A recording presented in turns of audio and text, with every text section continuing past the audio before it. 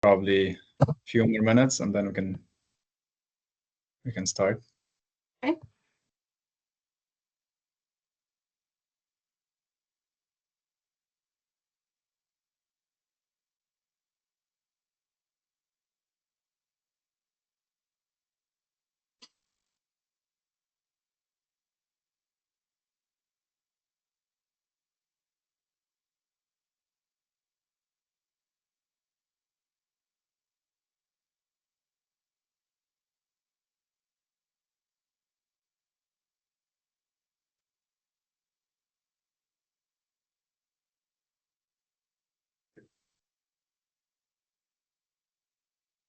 So we're at probably 20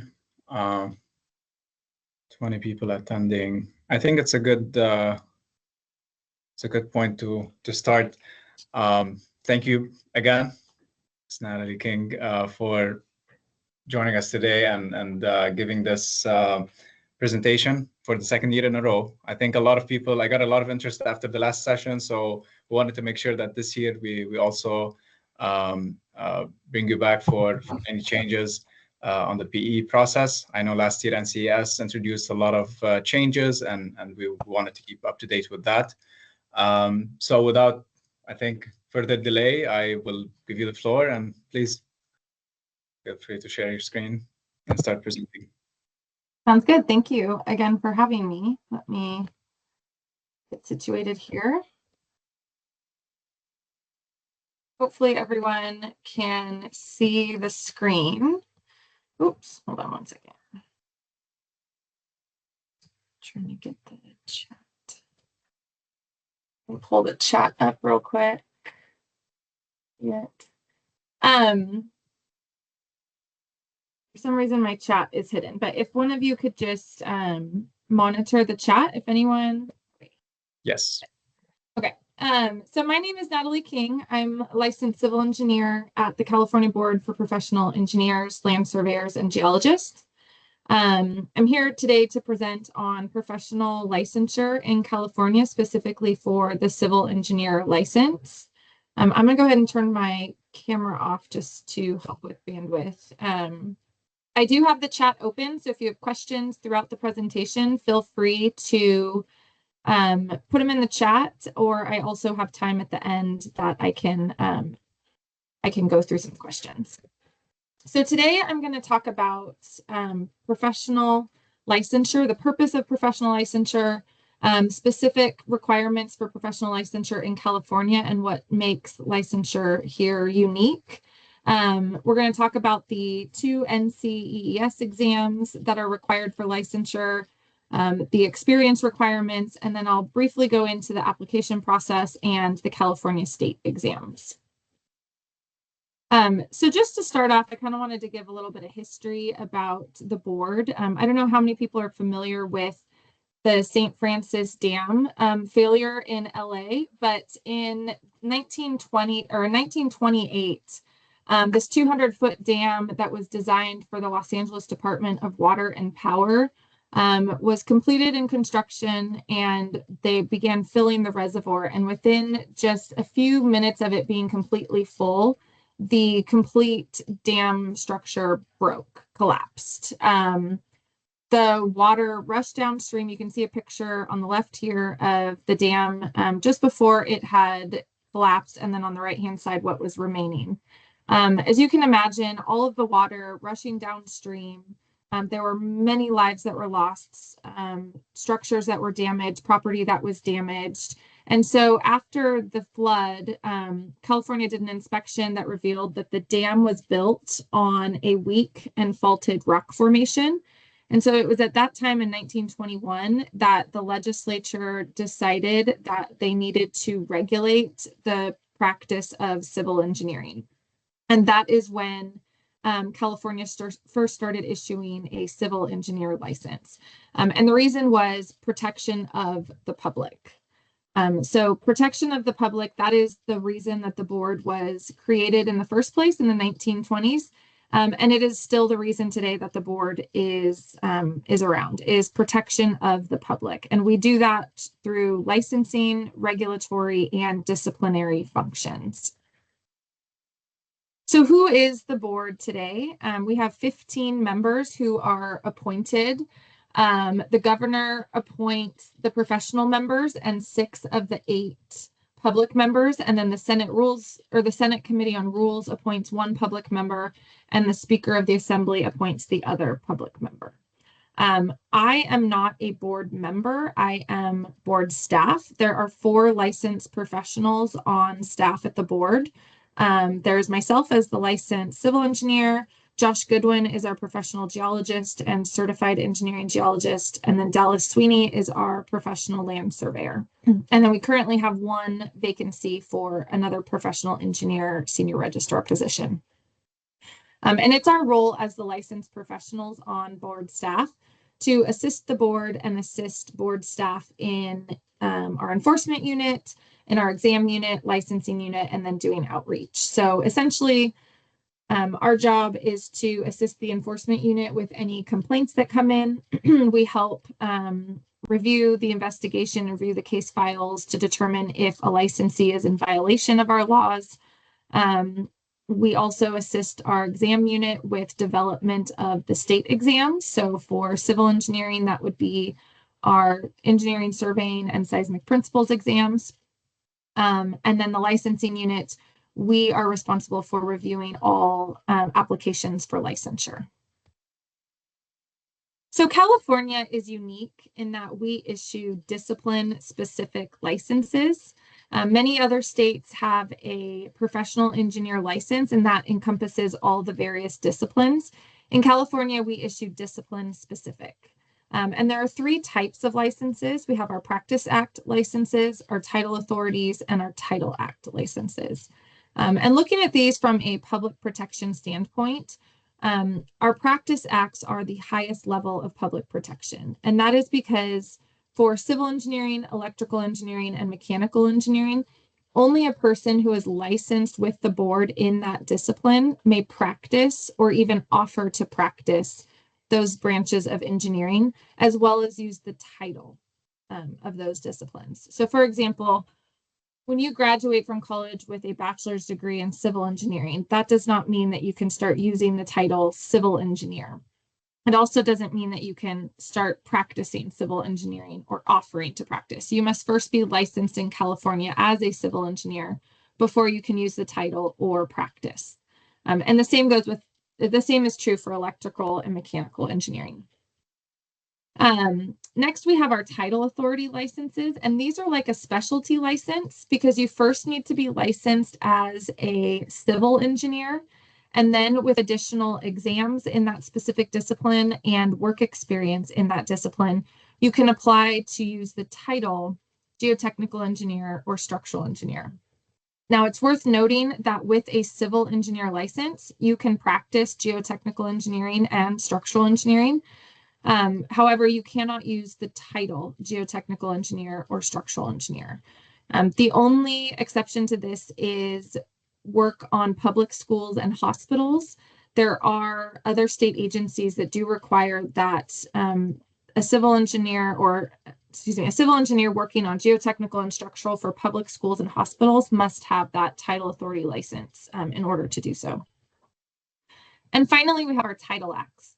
And these are lowest level of public protection because we only regulate the title, not the practice. So anyone can practice chemical engineering, industrial engineering, traffic engineering, and so on. But only somebody who is licensed in California by our board may use the title of those licenses. And for each discipline, we have legal definitions. Our practice acts are defined in statute, and our title authorities and title acts are defined in regulation. So first, we'll start with the national exams that are required for engineering licensure. So we have our Fundamentals of Engineering exam, the FE exam, and the Principles and Practice of Engineering exam, the PE exam. These exams are developed and administered by NCEES. You do need a My NCEES account in order to register for the exams, get access to the reference materials, practice materials, as well as receive your results. So starting with the FE exam, this is the first step in the process to becoming a professional engineer. The FE exam is designed for recent graduates or students who are close to finishing their undergraduate degree from an ABET accredited program. This exam is computer-based. It's offered year-round at Pearson VUE testing centers.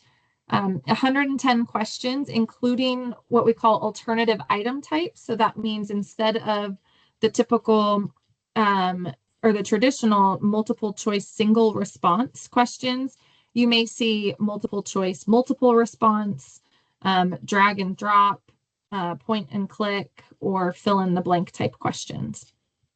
You have 6 hours to complete the 110 questions, and you register and pay for this exam directly through NCEES.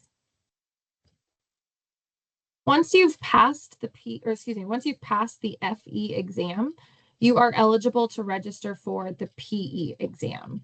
Now, unlike the FE exam where you can take any of the 7 disciplines, the PE exam does need to be taken and passed in the discipline that you are applying for licensure. So if you are looking to get licensed as a civil engineer, you do need to take the PE civil exam. And this exam reflects real world practice. So unlike the FE exam, which is more of a find the equation and solve for X, the PE civil exam is going to present real world scenarios that require you to solve for something. It's testing for minimal level of competency in a particular discipline. So that's where I mean that you need to be taking the civil exam if you want to be licensed as a civil engineer. There are 5 disciplines available within the PE civil exam. You have construction, geotechnical, structural, transportation, and then a water resources and environmental exam. These exams are 80 questions, including those alternative item types that I mentioned for the FE exam. And you have 8 hours to complete the 80 questions. You register and pay directly to NCEES after you've passed the FE exam. This exam is a computer-based exam, also offered at Pearson VUE testing centers throughout the country. And because it's a computer-based exam, it is closed book. However, reference and design codes and standards will be provided to you on exam day. So these are the 5 different areas of the PE civil exam that you can select. You do need to select which discipline you're going to take when you register. So if you go to the NCEES website, you can go to the PE civil exam and look at these exam specifications. The exam specifications will tell you the specific topics that will be tested on for each of these exams. And you can use that to not only select which exam you want to register for, but also it's a great resource for studying because it gives you the topics that will be tested on as well as the number of questions within each area. These exam specifications change every 5 to 7 years.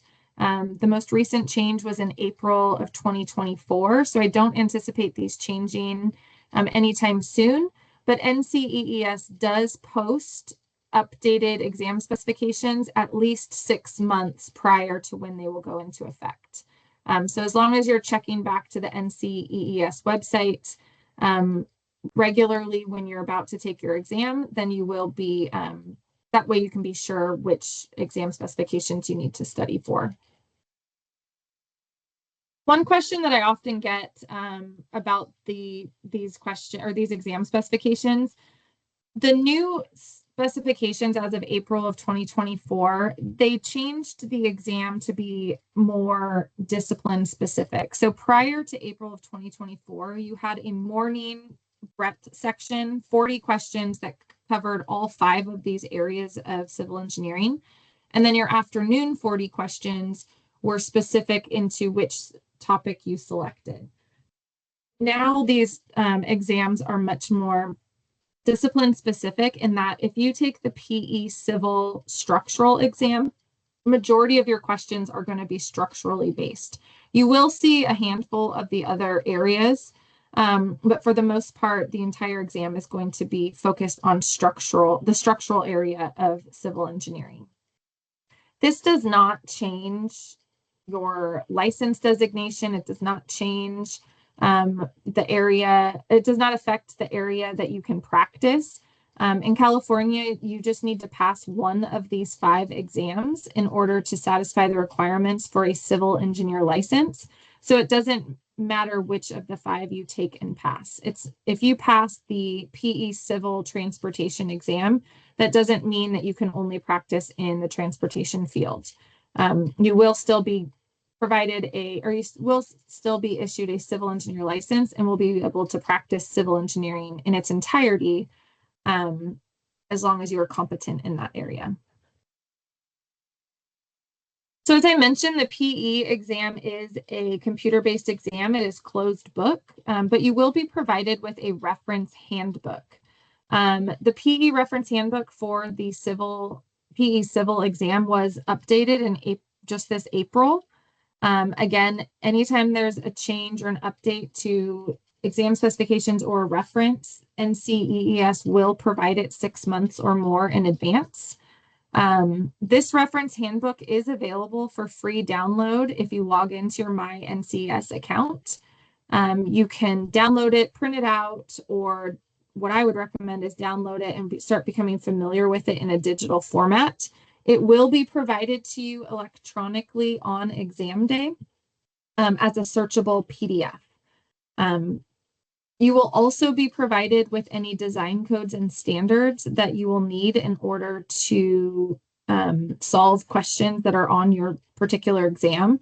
And if you look at those exam specifications that were 2 slides ago, you will, on the last pages of the exam specifications, be able to see a list of the design codes and standards that you will need to be familiar with and that will be provided to you on exam day. So reference handbook is something that you can download ahead of time and will be provided on exam day. The design codes and standards will only be provided to you on exam day, so you will need to become familiar with those on your own time. Also, some study resources. NCEES has a group of video tutorials that you can look at, as well as practice exams that you can purchase that are discipline specific. So there is an NCEES practice exam for the PE Civil Transportation, the PE Civil Structural, and so on and so forth. So lots of resources to help you study and prepare for this exam. These are the NCEES video tutorials that I mentioned. I would recommend going through these and watching these prior to sitting for the exam.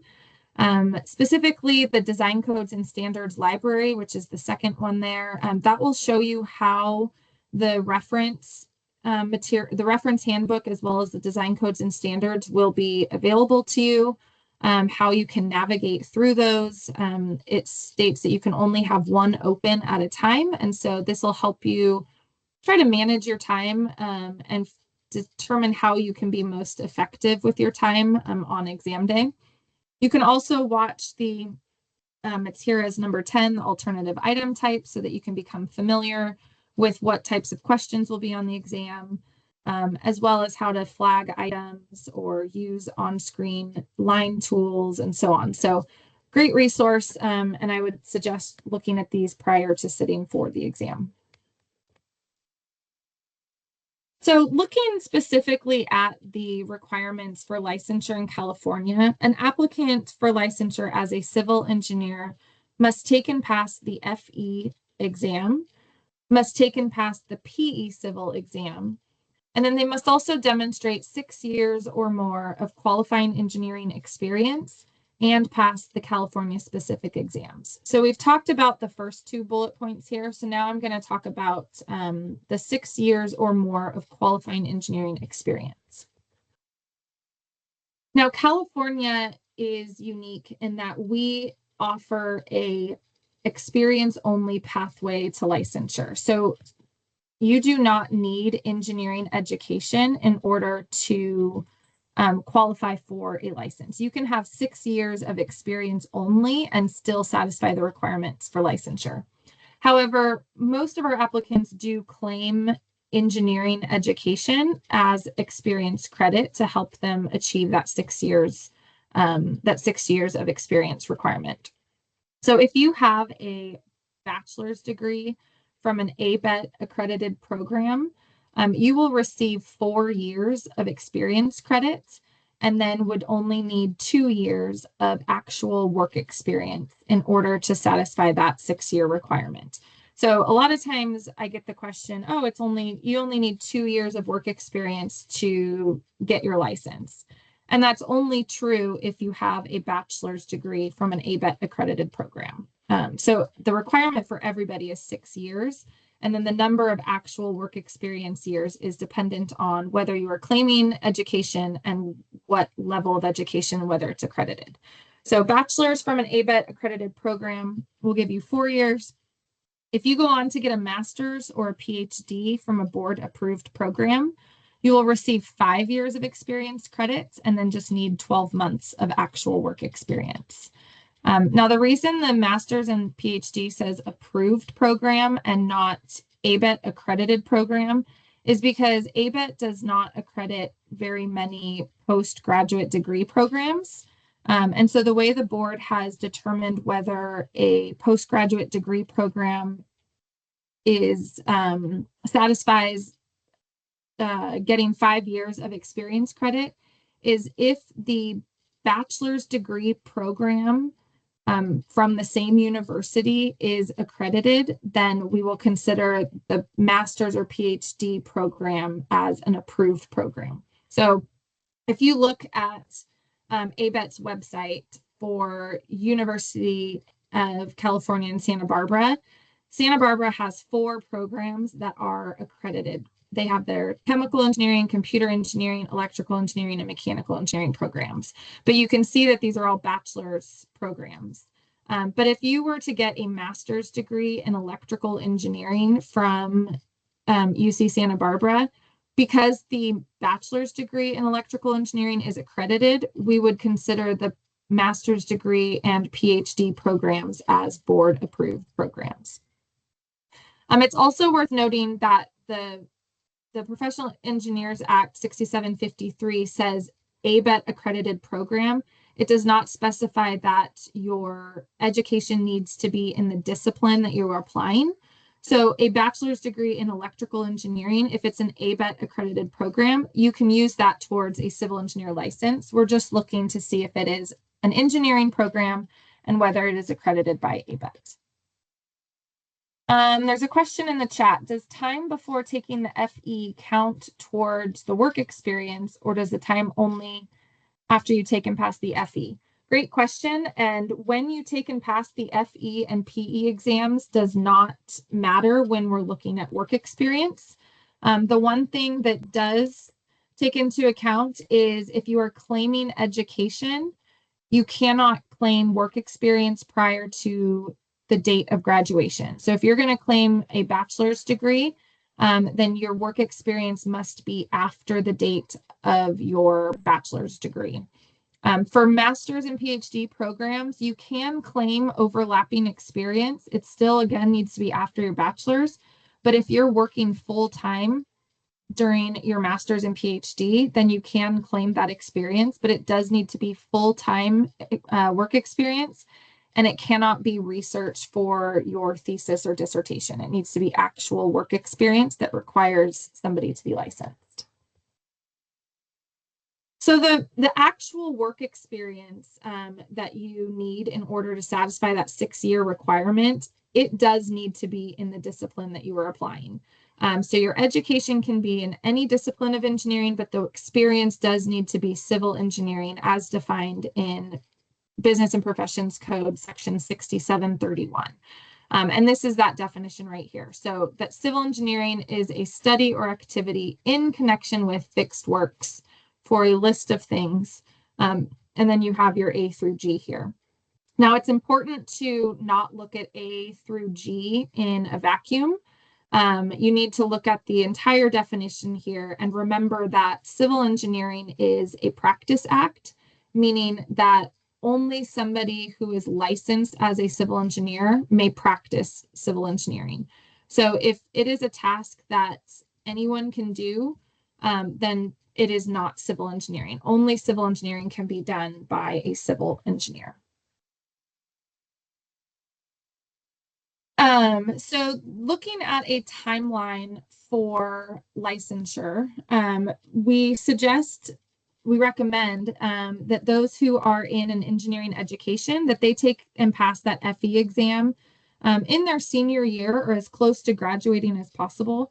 And the reason for that is that the topics that are on the FE exam are topics that are geared towards the classes and the information that you learn in your second, third, and fourth year of college. So you're thinking your statics, your dynamics, strength of materials, thermodynamics, fluid mechanics. And then if you take the FE Civil, you're going to go into very basic concepts of geotechnical engineering, structural engineering, so on and so forth. So getting that out of the way before you graduate or as close to graduation is going to be when you're going to be most successful. After you've passed the FE exam, you're eligible to take the PE exam. Also, after you graduate with a bachelor's degree, if you're claiming education, that is when the clock can start for gaining your work experience.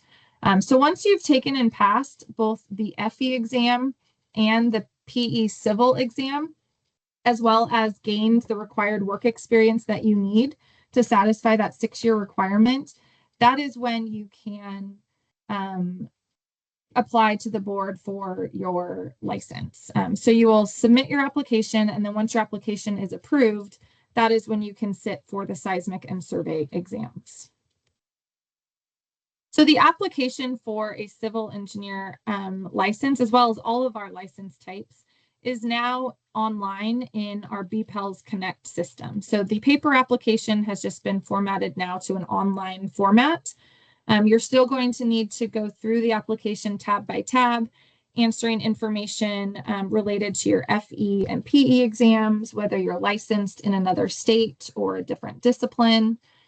You're going to need to provide transcripts if you're claiming education, as well as descriptions of your work experience verified by licensed civil engineers. So all of this is done in your BPELS Connect system. A couple things to note: you cannot upload your transcripts to your application. So that is something that you will have to do outside of the application. And you can either have your college or university email your official transcripts to the board, they can mail them to the board, or you can request that they be uploaded to your My NCES account, and we at the board can access those. But you will need to make sure you do that after you submit your application. Also, for your work experience, you will need to submit a minimum of 4 work experience engagements. The reason that you need to submit 4 is because you're required to submit a minimum of 4 references. And for a civil engineer applicant, your references must be licensed civil engineers or legally authorized to practice civil engineering. The reason for this, again, is that civil engineering is a practice act. So in order for somebody to verify that the work you are doing is civil engineering and provide information about whether you are technically qualified to be a civil engineer, that person needs to be a civil engineer and authorized to practice.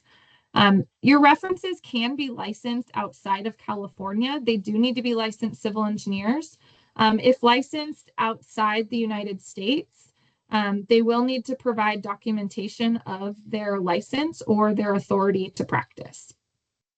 Your references must have personally seen and reviewed your work. And they must be able to answer yes to whether you are technically qualified to be licensed as a professional engineer. So the options that they have on the reference portion of the work experience engagement for this question are yes, no, and do not know. And we typically see no and do not know when it's been years since the applicant has spoken with or worked for the reference. Or maybe the reference wasn't comfortable being a reference and the applicant didn't have a conversation with them before submitting their application. So I would encourage you, before you submit your application, to discuss with your references whether they are comfortable being a reference. Show them what you plan to submit as your work experience, and make sure that any changes that they suggest or that you would like to make to your description of experience is done prior to you submitting your application. If you do have a reference that answers no or do not know, you will be required to submit an additional reference in order to meet that minimum of 4 reference requirement. Another thing to note is that in addition to needing 4 references who can verify your qualifying civil engineering experience, you also need to satisfy the months of experience. So again, if you have a bachelor's degree from an ABET accredited program, you need 24 months of experience. And in order for us to accept 24 months or whatever is claimed on an engagement, the reference verifying that work needs to be in responsible charge of your work. And what do I mean by responsible charge? Because you are not licensed as a civil engineer, you are not authorized to practice civil engineering. And so the way that you as an applicant gain your experience is that you work under the responsible charge of somebody who is licensed. And that licensee is taking responsible charge of your decisions, your recommendations, your designs, because you, as somebody who is not licensed, cannot legally do that. So whoever you are working with, whoever is overseeing your work, whoever is your direct supervisor, not necessarily in a company management situation, but literally who is the engineer that you are going to, that you are discussing your work experience with, that you are asking, hey, did I do this right? How should I do this? Do you agree with how I designed this or what recommendations we're making? That licensed individual needs to be one of your references so that we can accept the time that you are claiming on your experience. Once you have the 24 months or however many months of experience that you need that has been verified under somebody in responsible charge, your other references can be coworkers, they can be sub-consultants that are licensed, that are familiar with your work. The other references just need to be licensed civil engineers who are familiar enough with your engineering to know that you are technically qualified to be licensed. So if you've been working at one company since you graduated and your supervisor has been the same since you started working there, you may have one work experience engagement from your supervisor who was in responsible charge of your work for 24 months. And then your other 3 references can be coworkers. So not all of your references need to be in responsible charge, but you need at least one in order to get the credit for the claimed experience. Some common application deficiencies, applicants forgetting to submit their transcripts after they've submitted their application. You will receive a deficiency from an evaluator if you did not submit your transcripts. So the way the application process works is once you've submitted your application, it goes to initial review. And in initial review, an evaluator is looking at your application to make sure that you've submitted the required information. If you've claimed education, have you submitted your transcripts? Have your references all responded to the reference portion of the engagement? Are your references all civil engineers? Have you claimed the minimum number of months that you need depending on your education? So evaluators are just kind of looking at the minimum requirements to see whether you've provided the information. Once you have provided all of the information, the evaluators forward your application to technical review. And that is when a senior registrar will review your application. They'll look at your FE and PE exams. They'll look at your education. and your experience to determine whether you've satisfied the requirements for licensure. So any deficiencies in initial review from your evaluator will be related to transcripts, references not completing their portion, and things related to that. Any deficiencies that you receive in technical review will likely be related to your work experience. Maybe your work experience is too vague. Maybe it does not provide enough information about the civil engineering decisions that you're making. We also see applicants who submit experience that includes non-civil engineering work. So, for example, project management. Engineers do project management. A lot of times we are the manager on a project. However, project management tasks are not civil engineering tasks, and you will not get credit for that experience. Construction project management, same thing.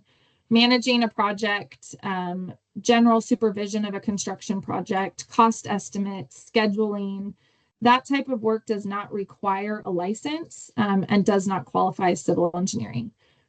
Traffic engineering, if you recall, we do in California issue a traffic engineering license.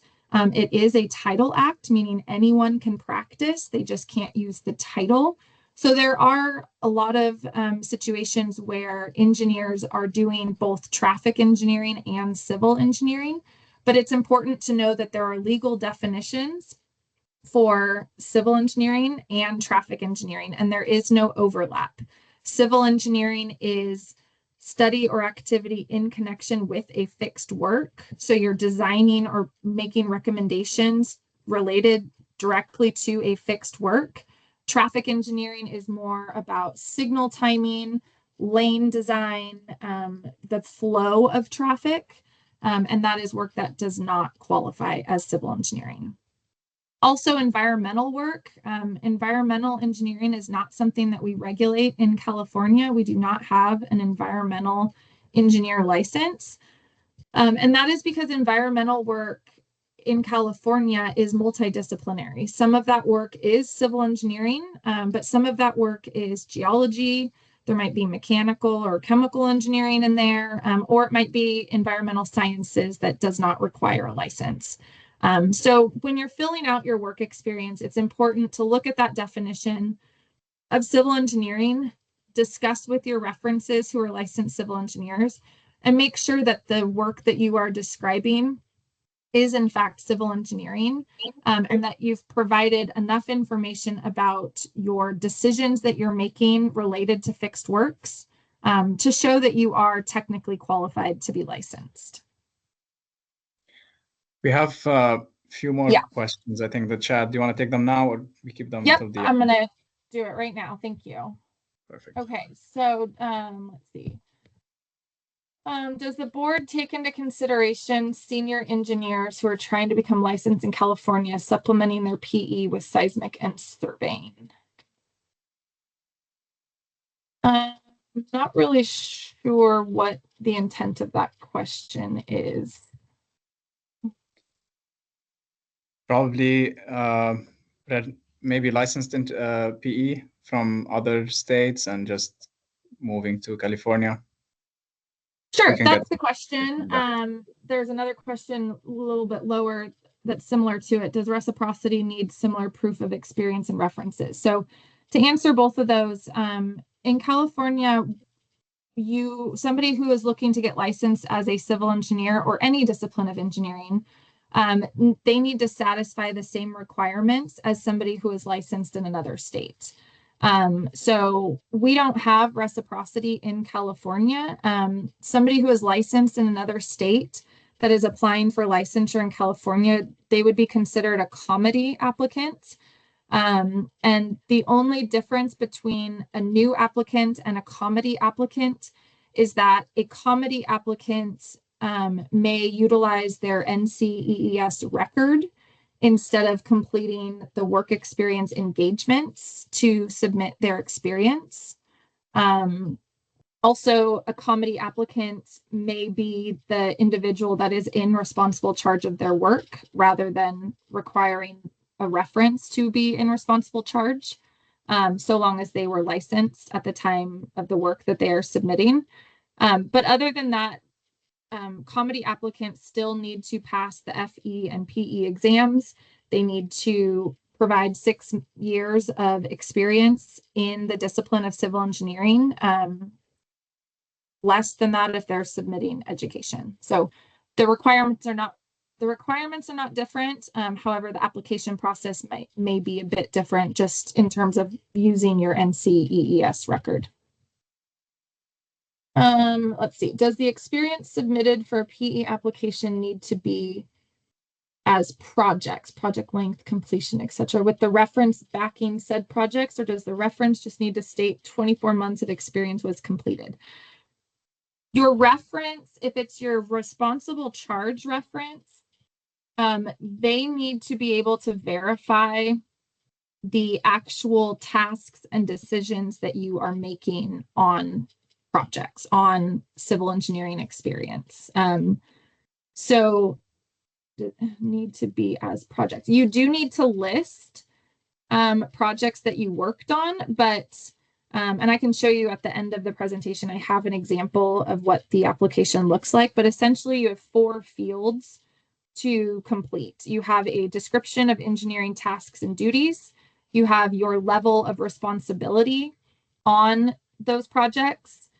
You have a description of engineering decisions made, and then the final field is projects, and we're asking for where are those projects located. And the reason for that is we want to make sure whoever is your responsible charge reference that they are licensed in the state where the projects are located.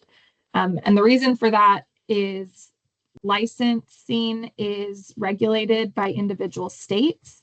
So if a project is in Arizona, a California licensed civil engineer cannot legally be in responsible charge of that work, because only somebody who is licensed in Arizona can be in responsible charge of engineering work done in Arizona. So that's why we ask for the location of those projects.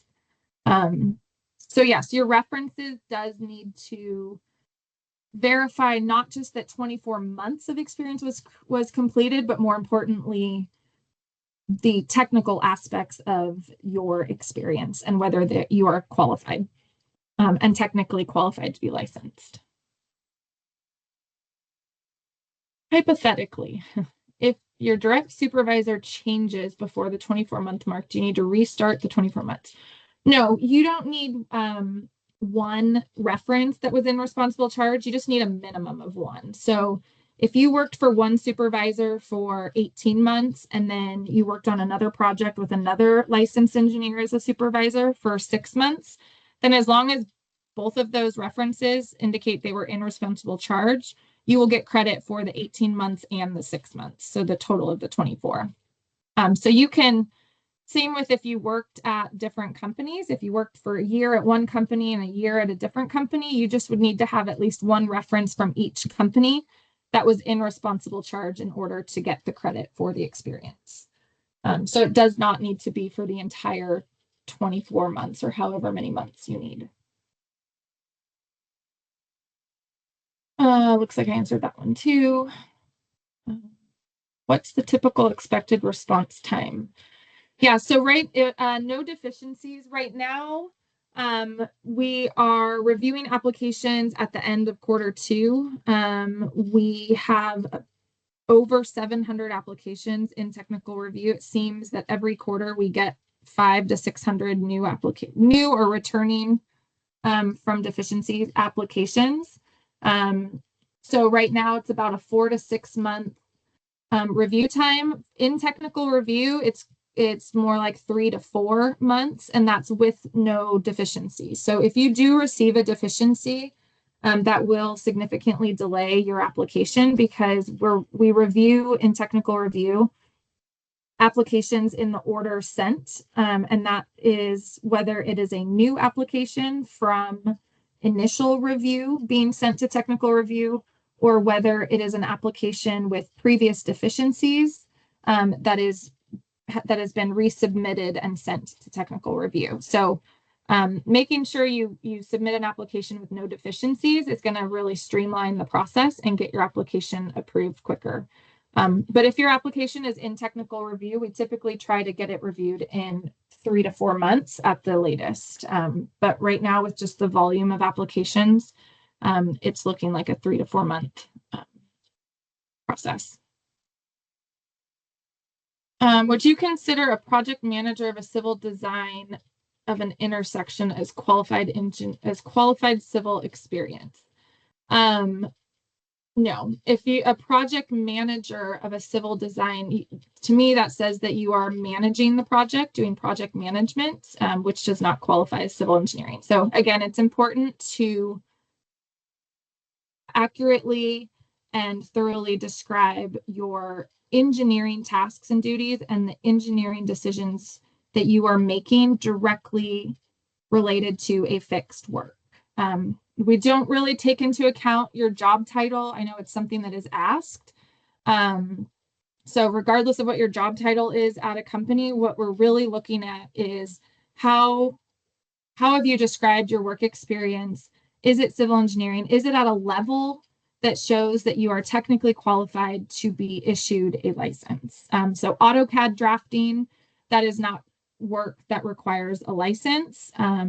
It's not professional level work, so that work would not qualify. But if you're the one doing the design and making the decisions for grading or for storm drain design or a retaining wall, or you're the one that is doing the sampling of the soil and then making recommendations of how it needs to be compacted for a structure or a building or a retaining wall. That work is civil engineering and would qualify, but you need to go into sufficient detail to show that you are technically qualified.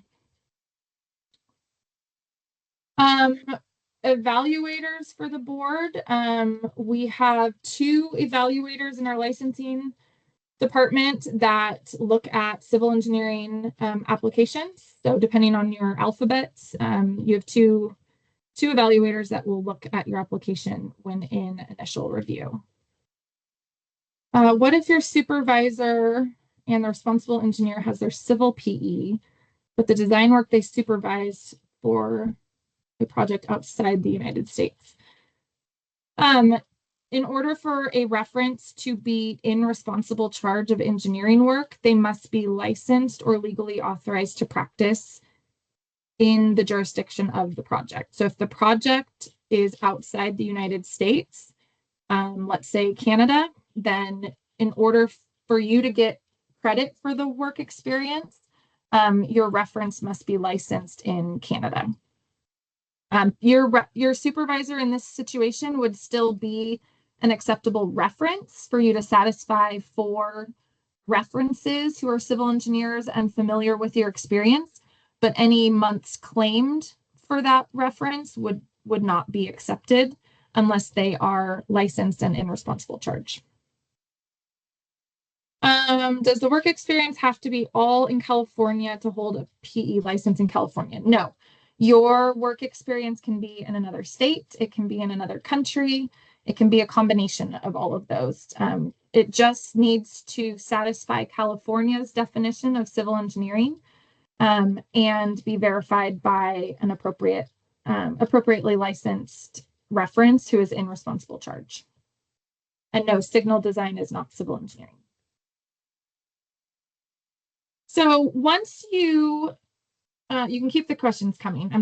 I have a couple more slides.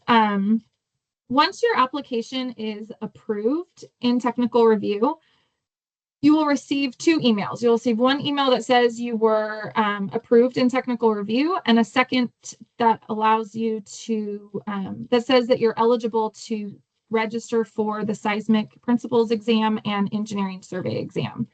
This is something that you do in BPELS Connect. So you would log back into your application and you could click on schedule exam and it will take you to a screen similar to this that will allow you to select one or both exams and then the quarter that you wish to take the exam. Depending on when your application is approved and when you log in to Connect, The current quarter will not be available to you, only the next 2 quarters. So, for example, now we are in quarter 4.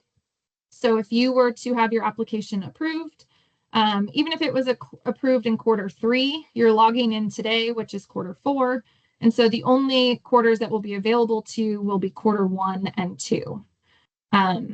If you are really busy in quarter 1 and 2, maybe you're getting married, having a baby, you just switched jobs, you're moving, whatever it may be, and you want to push it out a little bit, you can wait and not log in until January, and then in January, quarter 2 and quarter 3 would be available to you. So you don't have to immediately take these exams, although I would recommend it. Just the sooner you get licensed, the better. However, you do have 2 years from when your application is approved. As long as you are actively attempting at least one of the exams, your application will remain active. If you do not do anything for 2 years after your application is approved, your application will be abandoned, and you will have to apply all over again and satisfy the requirements again. So while you can push it off a little bit, make sure that you do not push it off for 2 years, because then you'll have to go through the process again.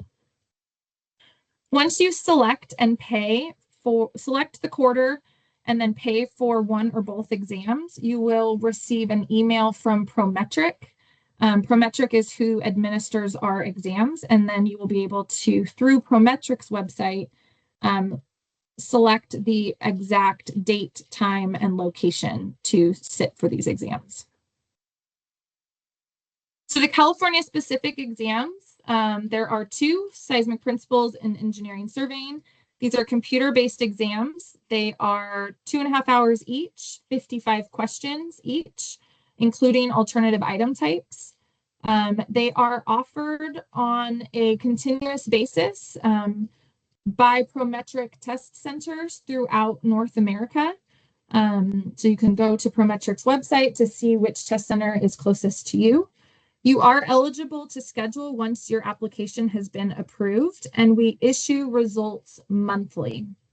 The exam specifications are available on our website. So you can go to those and see exactly what topics will be tested on for each exam.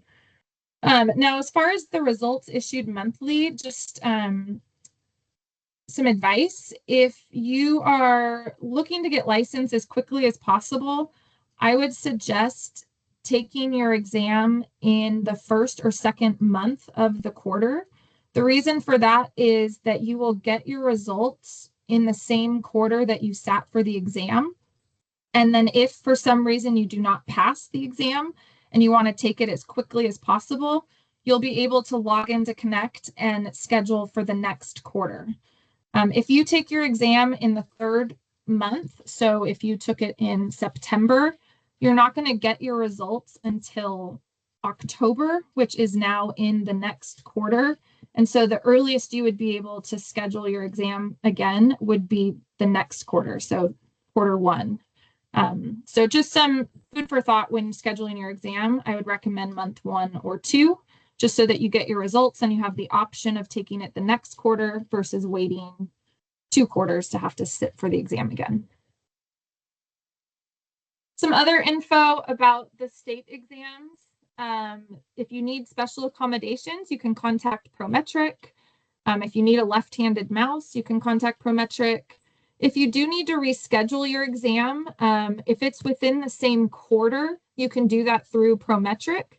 If it's to a different quarter, you will first need to contact the board, contact our exam unit, because they will need to change your eligibility to a different quarter. But if it's within the same quarter, you can do that through Prometric. There may be some fees associated with that, but that's something that you can do directly through Prometric. References for our state exams. Unlike the NCEES exams, our state exams are open book. So FE and PE is closed book. You get the reference material day of. For our state exams, you get to bring in your own references. They do need to be bound and they need to fit into a banker's box. You can also bring in 2 non-QWERTY calculators. I do suggest that you bring 2 in case something happens to one of them. And you will be provided with scratched paper and pencils. And all of the information that you would need to know about our state exams is in our candidate information bulletins, which you can find on Prometric's website as well as our board website. Your results will be available in Connect once the month after you took the exam. And if you do not pass, you'll be able to reschedule in Connect as well. Finally, just some important facts about licensure. As we've mentioned throughout the presentation, you do need a license to practice or offer to practice civil engineering. The same goes with mechanical, electrical, land surveying, as well as geology and geophysics.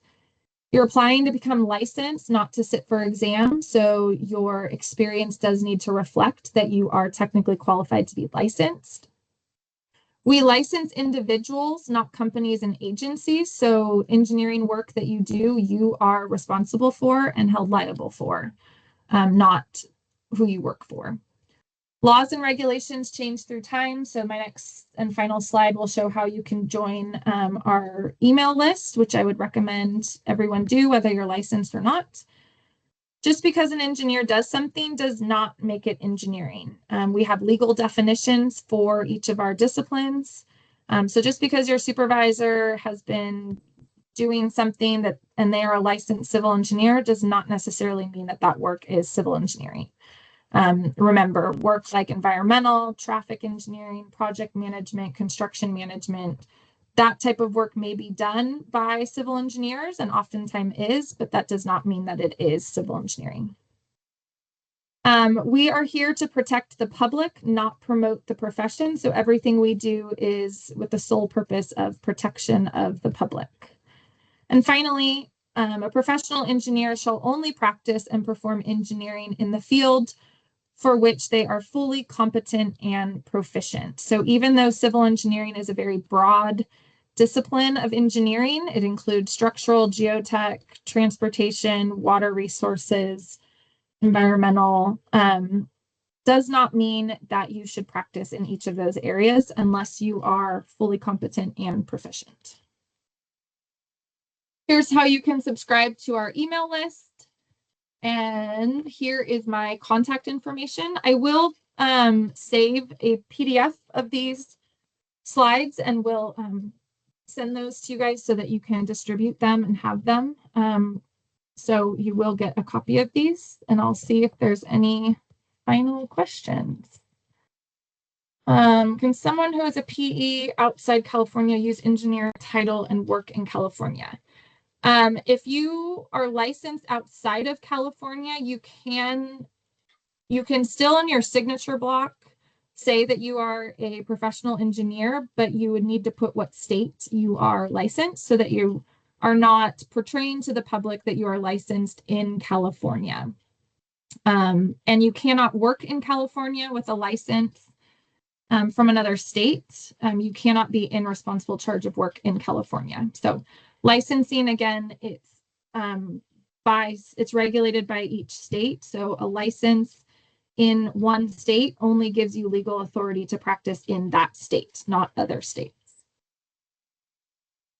And I keep seeing these questions about transportation engineering. Feel free to email me about that and we can have a discussion on that. But I would point you to the definition of civil engineering as well as the definition of traffic engineering. And just keep in mind that traffic engineering is dealing more with the flow of traffic, what affects the flow of traffic, safety, and things like that. And civil engineering is specifically about the activity in connection with a fixed work. So pavement design, if you're doing any work that is directly related to the fixed work, then that work would be civil engineering and not traffic engineering. Signal design and lane design intersection design, that type of work is not civil engineering. Same with striping and signage. That type of work is all related to the flow of traffic and therefore not civil engineering. I hope that helps. And if anyone wants to know those definitions, is there any, like, they should contact you directly, or there's anyone else that they can contact about this experience? Yeah, they can send me an email if they have any questions about the application process, about the exams, about experience. Feel free to email me. And just the final comment, the board does not define transportation.